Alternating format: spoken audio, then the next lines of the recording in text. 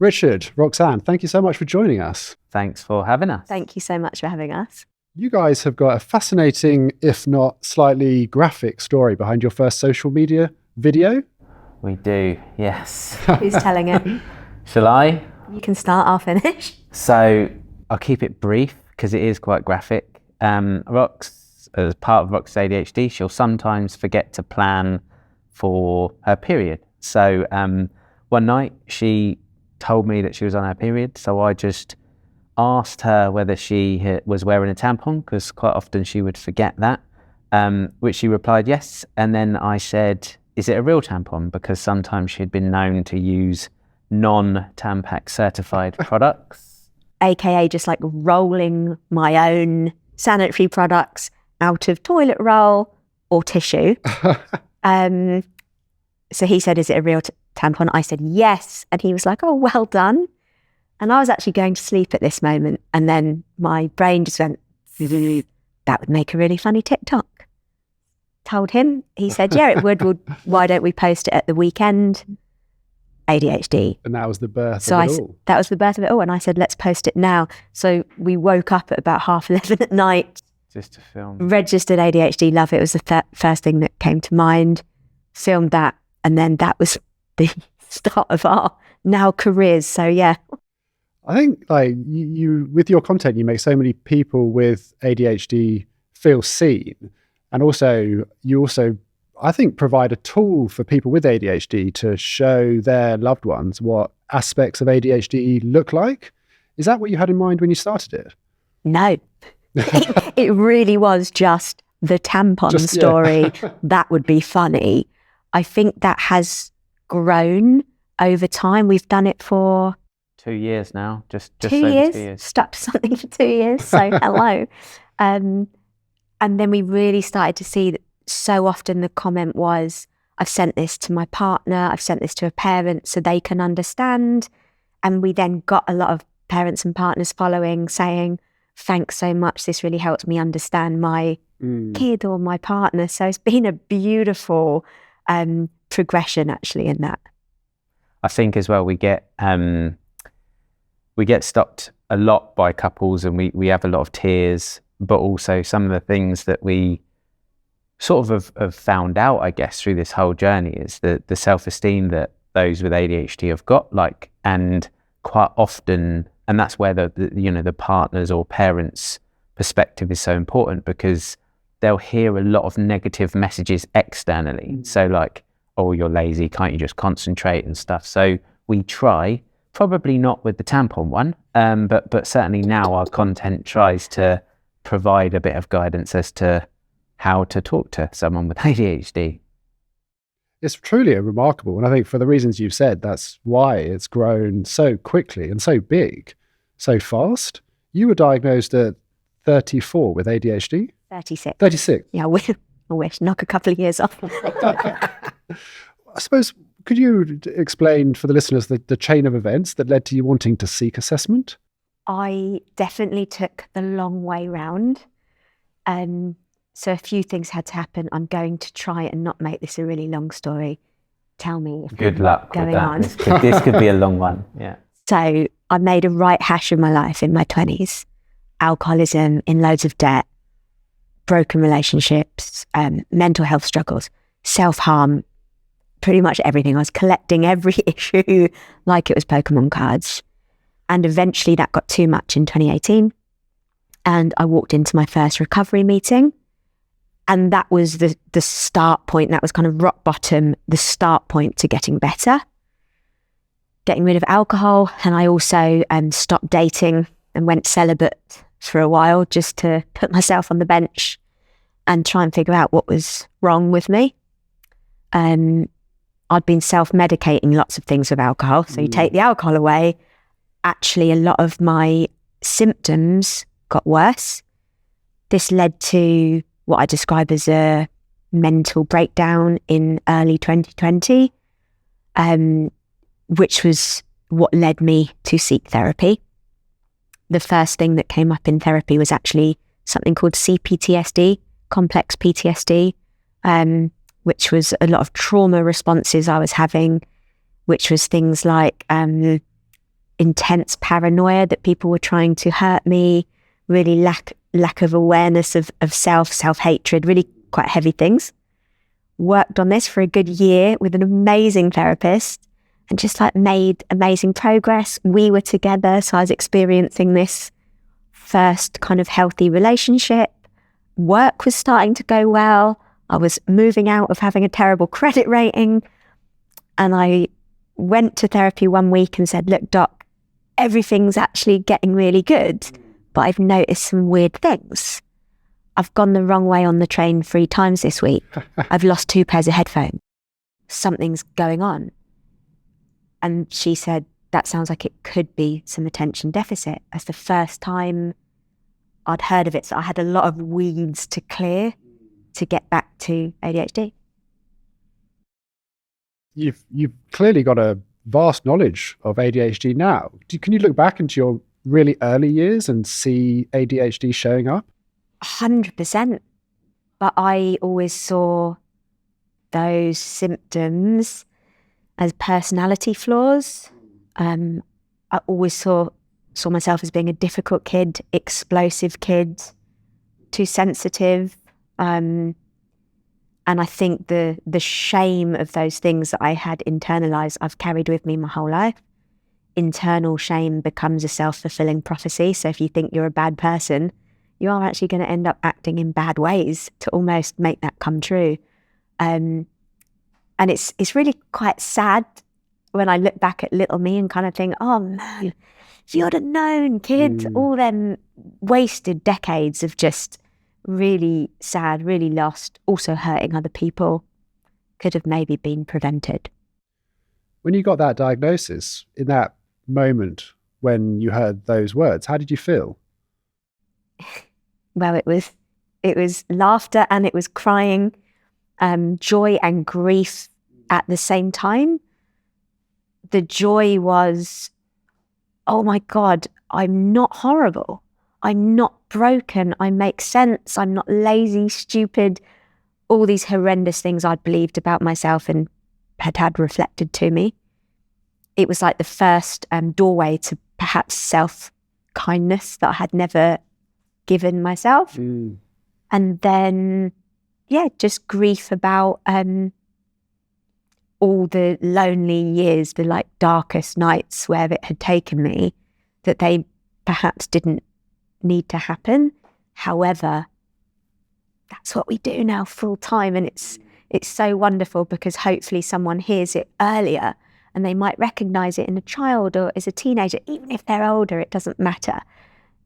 Just to give them the kind of same lens that I was able to put on, that like, you're not broken. I think a lot of people will be listening to that feeling quite emotional. I think you've echoed the experience of so many people with what you just said. And Rich, when Roxanne got diagnosed, did you know much about ADHD? No, not at all. Nothing. I remember when she got diagnosed, or it was slightly before that, when she thought that it might be ADHD. She obviously went on the typical ADHD way and hyper-focused on everything she possibly could, every self-help book, every podcast, and it was actually a TikTok creator called Connor DeWolf, actually. He's quite massive. And I remember her like sending, all of a sudden it was like notification, ding, ding, ding, ding, ding, like this is me.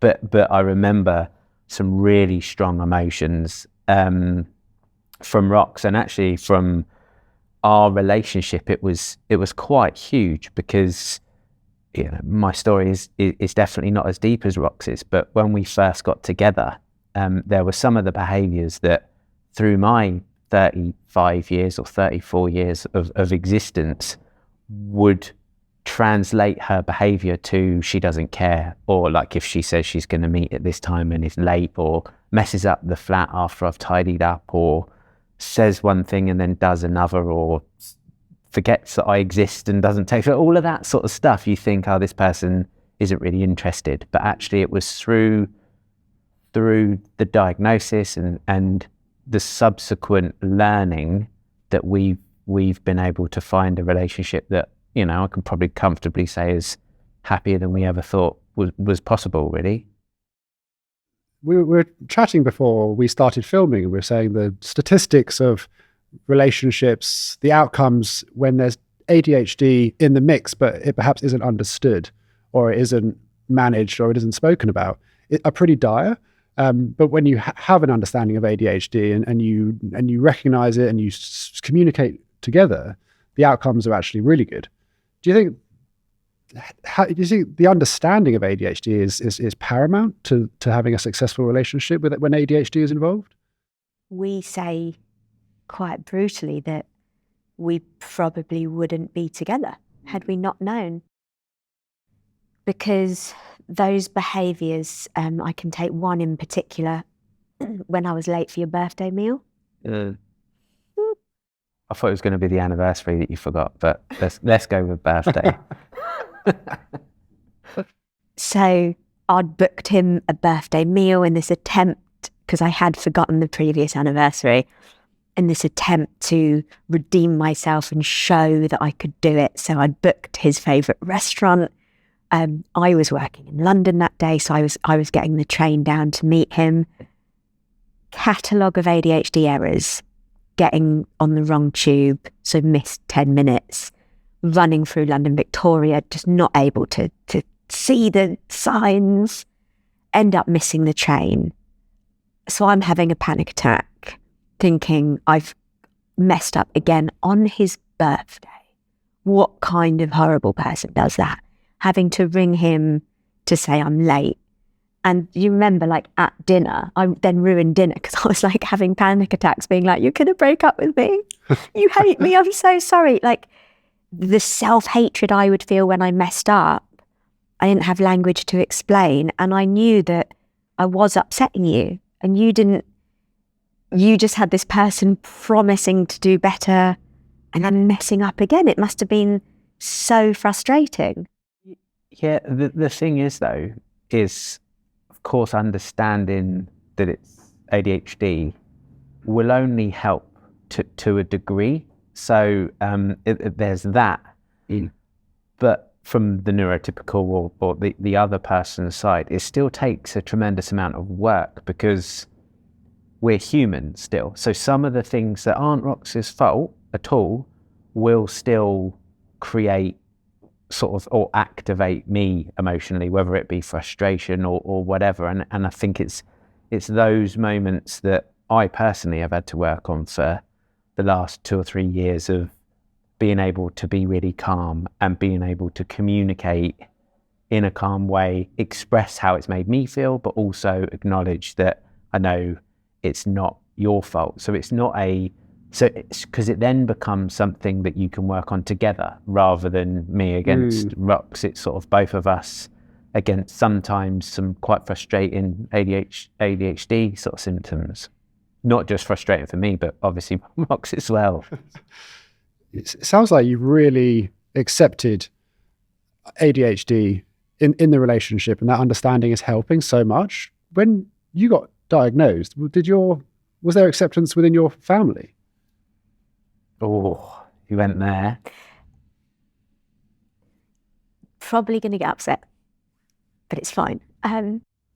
We can... No, it's fine. It's all good. I think it's important. She loves a cry, don't I do. I love a cry. Like...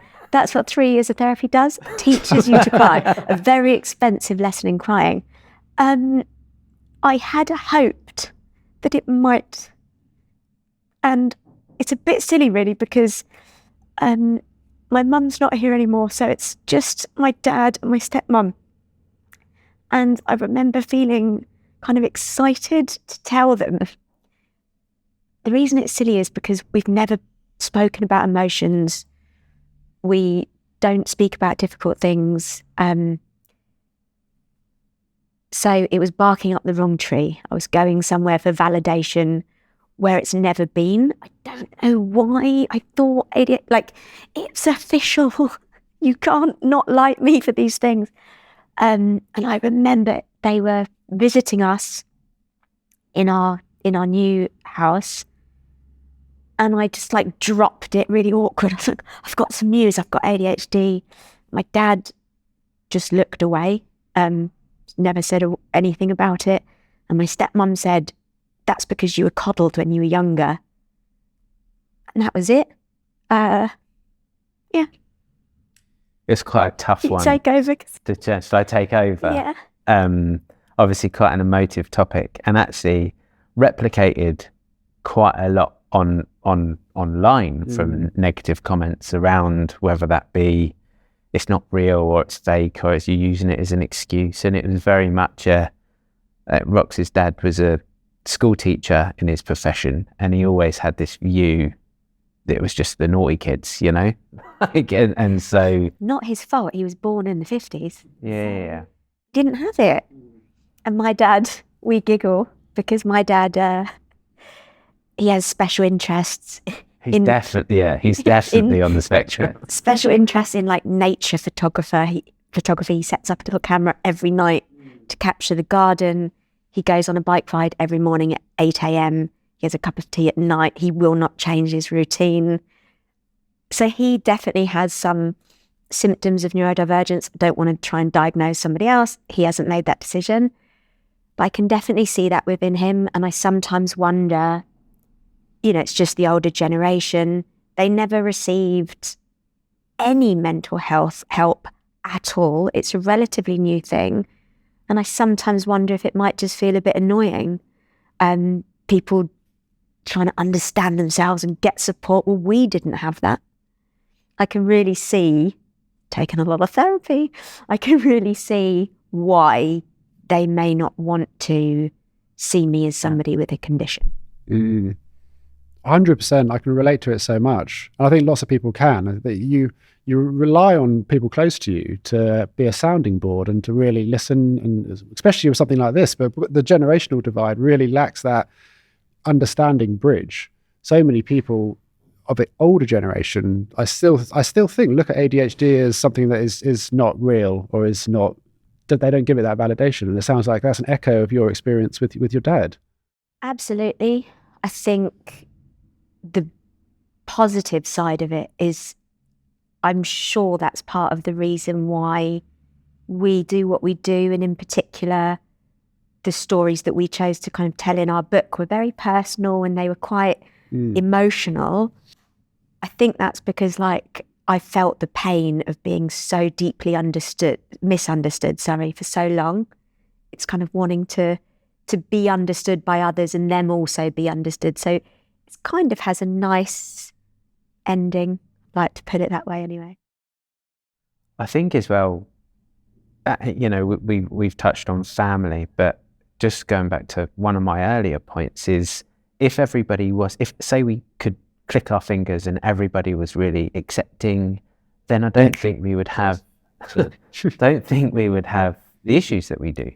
So part of I'll probably mention our next book that isn't out until next year, but that's about just how low the self-esteem and confidence is of the ADHD community. Like, we did a poll around what they think of themselves, and actually it was brutal. It was like, I'm faking it, I'm just lazy, it's like I'm just worthless.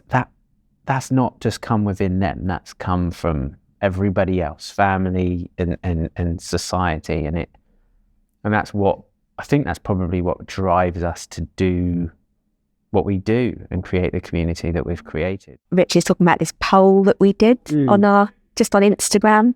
What's your core beliefs about yourself? Just opened up the question, and it was like, I was crying, obviously. Just this list: I'm broken, I'm lazy, I don't deserve love, I quit everything I start. And it's so easy to look at ADHD and look at the DSM. Do you have problems with time? And are you a bit disorganized? Do you lose things? To look at those and almost go, oh, it's not that bad. But when you look at someone that has lived with those symptoms for a very long time and what the world has reflected back to them and what their core beliefs are now telling them, it's actually pretty urgent that we talk about it and we start to understand it, because it can destroy people's chance of happiness and reaching and kind of self-actualization and finding love and going after their dreams. It can destroy it because you'll think that you're not worthy or that you're going to ruin it. So it's really important to talk about those things. Absolutely. There's so many aspects of society now that just aren't catered to support neurodiversity. And the skills that I think neurodiversity bring, if you go back in time to when humans were in tribes, we would be the hunter-gatherers, we would be the people who were stoking the fire, we would be the ones who were watching over the camp for predators. But you put those types of people now in an office and expect them to stare at a screen 9 till 5 or do other mundane tasks that aren't tapping into that intuitive hunter mind, then of course we're going to struggle in certain situations. I think if you can allow children and adults with ADHD and other conditions to see that they're living with a difference and not a disorder, I think that's so empowering. I think you're so right, and it's something that in the last couple of weeks has really been on my mind, specifically for the corporate environment, because obviously me and Rox are fortunate and privileged enough to do the job that we do and create videos, and you haven't really got a boss, so to speak. But I worked in a bank for 20 years, and I think about just the setup that we have, and even the banking hall, we had 10 desks all next to each other in a busy banking hall. That would have been a sensory nightmare. There's just things that just aren't catered for. You guys have spoken very candidly in the past about your addictions, and you've been sober for 5 years and Rich 3. How does life compare now to when you were drinking? It's a lot harder, It's a lot harder because you have to feel everything. You have to witness everything. The pain of the past is right here. You are called to look at your own behaviour and take accountability and responsibility. But hard choices make beautiful lives. I really, really, truly believe that. So that choice not to drink, for me also not to do drugs, Rich has his own version of this. Although it was a hard choice, it transformed my life. I mean, like a 180. 5 years ago, I was on my 10th broken relationship, £40,000 in debt. I couldn't afford £300 a month to stay in a spare room. In my 30s, someone that as a kid was like a gifted kid, like the shame that comes with just failing over and over again. Just absolute self-hatred, a true belief that I was like worthless. And I walked into a meeting and I remember one of the first things I heard was, if you get sober, you can live a life beyond your wildest dreams. And I remember thinking, not me. Cool for you guys. It's too late for me, because my dream at that point was to be a musician, and I'd kind of squandered many an opportunity to do that. 5 years later, I'm not only am I a musician and I'm touring and releasing music, like that ultimate dream has come back to life. There's things I never dreamed of. I never dreamed up somebody like this. I couldn't have imagined someone so wonderful and kind. I didn't know they existed. So like him, and then my stepkids, Lily and Sear, it's beyond my wildest dreams. So sobriety, although a hard choice, has given just the most wonderful life. I am lucky number 11 in the age-old saying, lucky number 11 in relationships. Mine's a little bit different. I only had 2 relationships, or proper relationships before Rox, both marriages as well. So I was both of them for 7 years, and then that sort of disappeared, and then I met Rox. But actually, the addiction, so alcoholism, and also I had a gambling addiction, and it's really funny about people's perceptions of addictions, and alcohol's a really easy one to speak of. So I wasn't waking up at 2 o'clock in the morning and drinking vodka or anything like that, but I needed alcohol every day as soon as I got back from work, just to calm my nervous system. And it was, that was helping me calm down and regulate myself, I suppose. But the addiction that really took me to the depths of low was my gambling addiction. And I would always have considered myself fairly intelligent, fairly disciplined. I was a dad at 18, I was a provider, sensible, but that took me to places where I completely lost control. So I was spinning slot machines with money that I didn't have, using credit cards to fund it and stuff like that. And I was doing it whilst driving. Just some of the behaviour that I had so much shame around, actually. And it wasn't until my first Gamblers Anonymous meeting that I just cried for about 10 minutes solid. Like, you know, that uncontrollable crying as well. Like, never experienced it before.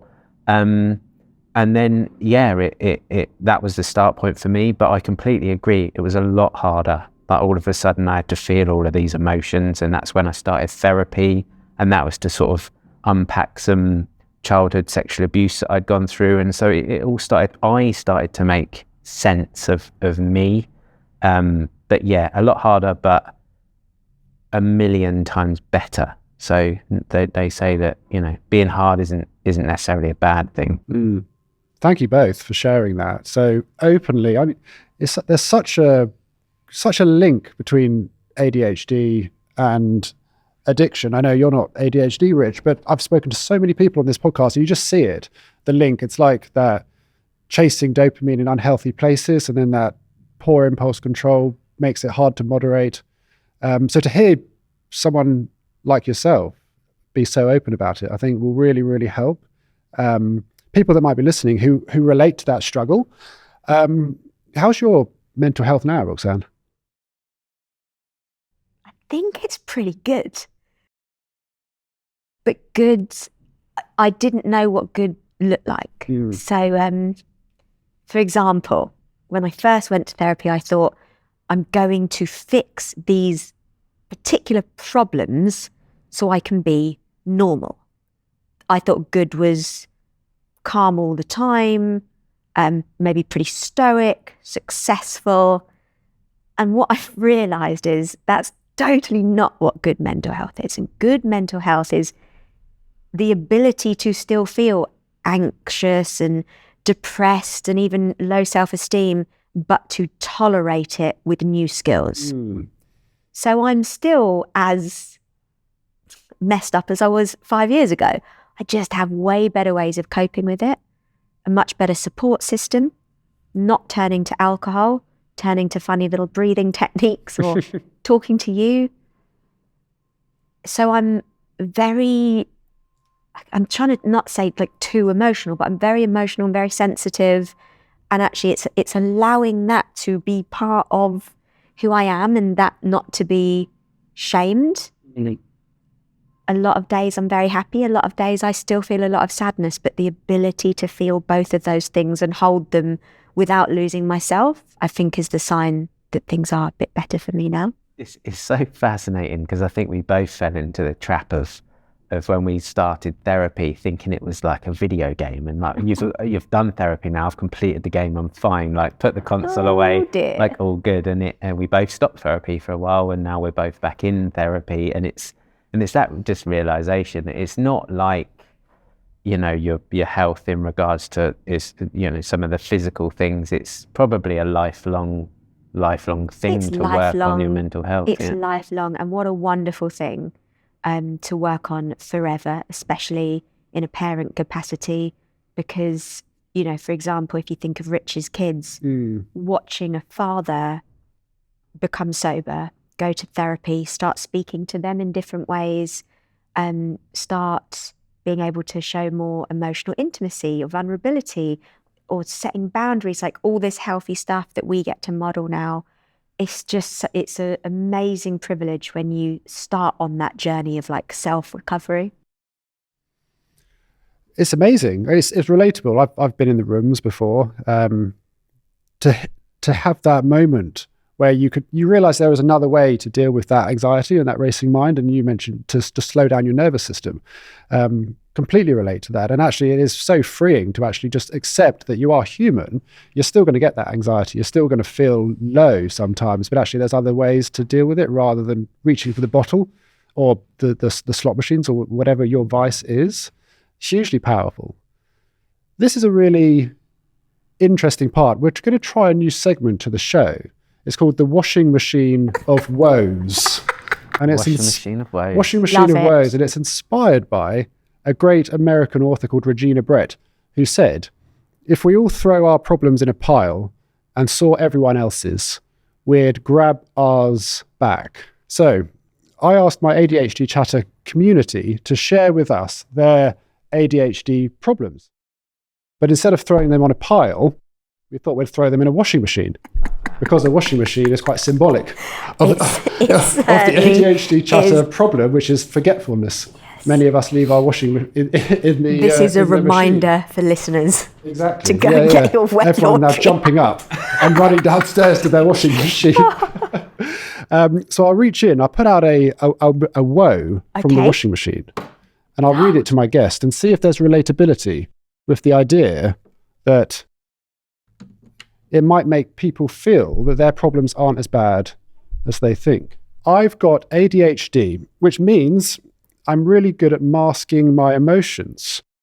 On the outside, I can look bubbly, cheerful, and it seems like nothing bothers me. But on the inside, I'm anxious and my brain never shuts up. Do you relate to that? 100%. Me too. 100%. And masking is such an interesting topic. It's one I have overthought. I overthink everything, actually. But I've overthought it so much to the point where, well, we all need a mask, right? Because I have to mask a bit if I'm going to go to Tesco's or exist in this world or have conversations with anyone. We all need an element of a mask. But with the ADHD mask, what this person has hit on, and it's so real, is the internal chaos covered by the external facade of happiness. And my whole life, I was the most bubbly person in the room, super loud, super outgoing, first to the bar for a drink, last to leave, maybe bordering on a little bit chaotic there at times. Nobody would have known that internally I was super anxious, depressed, self-hating, all these horrible things. And even in sobriety, even with a wonderful partner, we've both done therapy, unmasking that, showing what's really going on inside has been so difficult.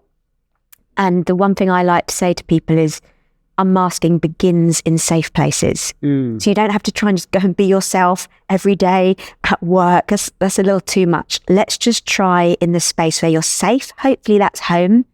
If not, perhaps it's with a friend or it's with a therapist. And it's just beginning to tell the truth. So very often with Rich, he would ask me, "Are you okay?" And I'd be sat there like this. "Are you okay?" "I'm fine." Obviously crippled by anxiety. But I didn't know how to say I'm falling apart because there wasn't a reason. And gradually over the years, I start to answer those questions with, "No, I'm not okay." Sometimes I don't even know why. And then very often once I vocalize it, that might come with tears. And that's where you start in safe places. What's your thought on? Well, I think quite often, and if I reflect on, being an observer of you, that the masking thing, I think quite often is coupled with RSD. So like the reason that people pleaser or whatever, or saying yes to everyone or being that fun person is a bit of fear probably that comes to what externally people will think, because it's not always, Rox is absolutely right in that it starts with safe people, but actually sometimes it might just stay with safe people, because true vulnerability it's quite a scary thing to show that to everybody that you meet. Like it's not always going to be accepted. And I've just cried on a podcast. Yeah, that's unmasking, baby. It's very true. But I think that definitely I think will play a part, because people will be so worried about what others will think of them that they force themselves to mask. 100%. You must be the most likable person in the room. And for some reason we think that struggling makes us not likable. But it's so funny. It's the other way around.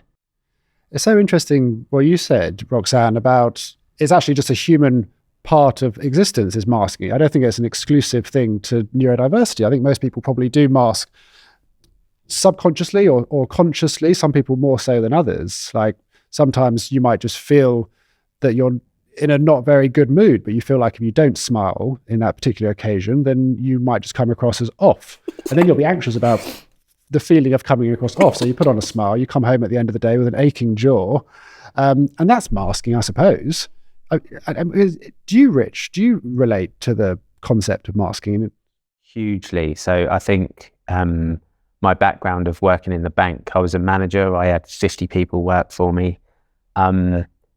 My whole corporate existence was masking. I didn't always feel like being a leader or always feel like being positive, or I didn't feel like delivering messages in the way that the corporate environment had, I needed to. So yeah, I hugely relate to that. And actually, since leaving work, I'm completely different, I think, this year than I was for 20 years. I was just on a treadmill, just doing all of the things that I'd trained to do for 20 years. And now I'm really different. I think it's quite awesome that all these tools we find to help people with neurodivergence kind of can help everyone. That unmasking, it's just such a wonderful thought exercise. Where am I pretending to be something I'm not? And is that something I'm happy with or not? I always think some of my early jobs, I've had a million, obviously, but were in retail. Well, it's quite famous that if you work in retail, you don't really like the customer. They can be a bit annoying. Sorry. But you must mask because it's part of the job. So it's really interesting to just start to notice where it's coming in and why. What a wonderful question. Keen to talk about your book. Super exciting. You had your first book, huge success, Dirty Laundry. How did that happen? Oh gosh, we were in the car driving to see your brother, and we were probably a year into content creation.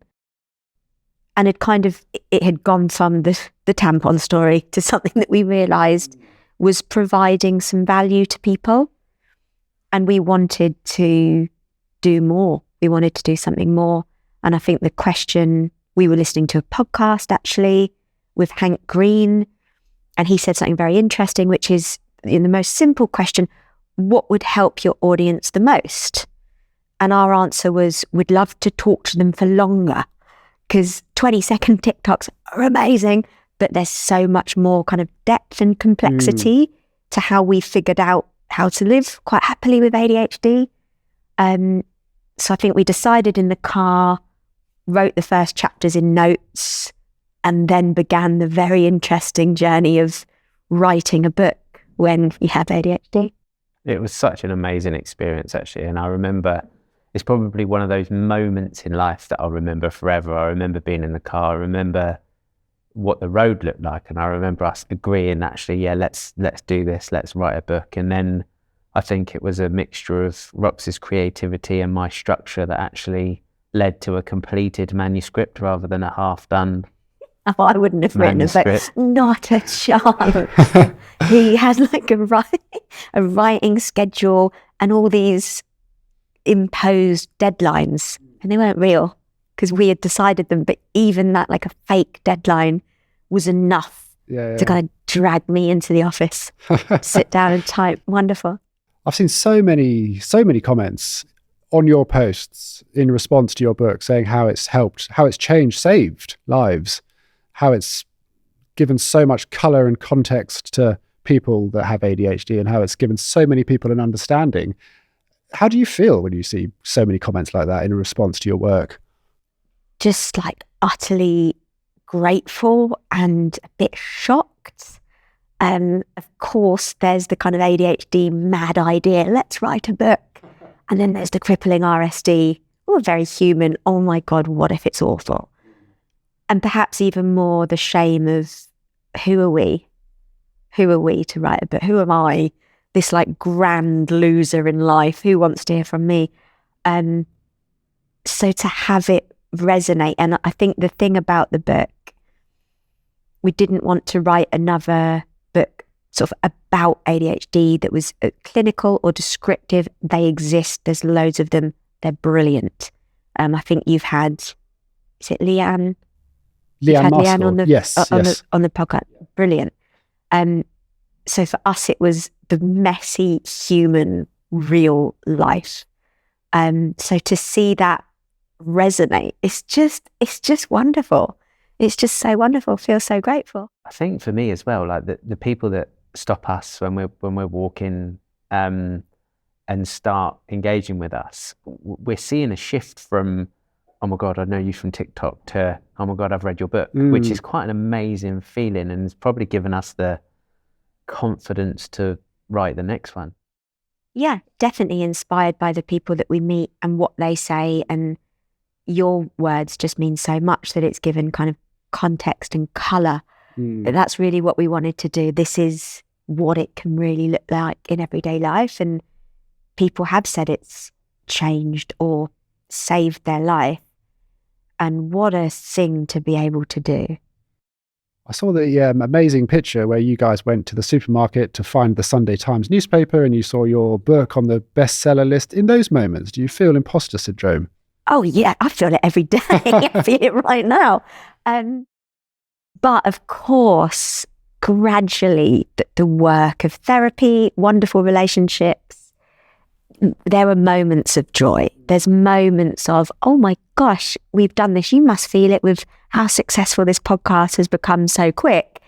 It's like equal parts amazing and pride, and then, oh, yeah, who am I to be being a first spokesperson for ADHD? I've done so much work on imposter syndrome. As a singer, I've felt it for 2 decades. And I remember this one thing that really helped me. It was a book by a guy called Seth Godin. He writes a lot about creativity and marketing. He talks about imposter syndrome. He said, everybody's an imposter. Nobody's born a Formula One driver, a best-selling author, a podcast host. Somebody just has the bravery to step up and do it. We're all imposters. And that really changed the game for me. I think, relating to your question though around the Sunday Times list, I still, and I said this to Rox a couple of weeks ago, I'm still more proud of, and what gives me more confidence is people's comments and like the rating and the reviews of the book, because actually, you know, in week 1, I guess if you've got a big following, you can get into that list, but they haven't necessarily read the book yet. They've just, a lot of people have bought it. So it's actually the reviews and the people that said that they've had so much value from it, and that they've bought loads of copies and given it to all their family members, so they understand it was that was like, wow, that's something to be incredibly proud of. And your next book, is there much you can tell us about that? Yes. So it's called Small Talk. Small Talk, love it. Yeah. What neurodivergent people hate. Yeah, yes. But it's kind of a play on how we can talk down to ourselves internally. Rich mentioned it earlier. It comes from this poll we did where we asked people their core beliefs. And when we read those, it was a real shock moment to see how much self-hatred, low self-esteem, self-doubt there was within the ADHD community, and realised that's what we needed to address. So it's essentially the 10 horrible self-beliefs that we can often carry and what we can do to work through them. So chapters like I am lazy and everybody hates me. And I kind of work through that from childhood to adulthood, where those beliefs came from, the negative impacts, and how to start shifting. And then Rich talks about, you know, almost supporting somebody through that journey and what he's witnessed when those beliefs start shifting. So it's very much like, I relate so much to buying every book available and every podcast to try and fix myself. It's very much not a fixing book. It's very much you're not actually broken, and it's that we need to learn, because that's what changes life.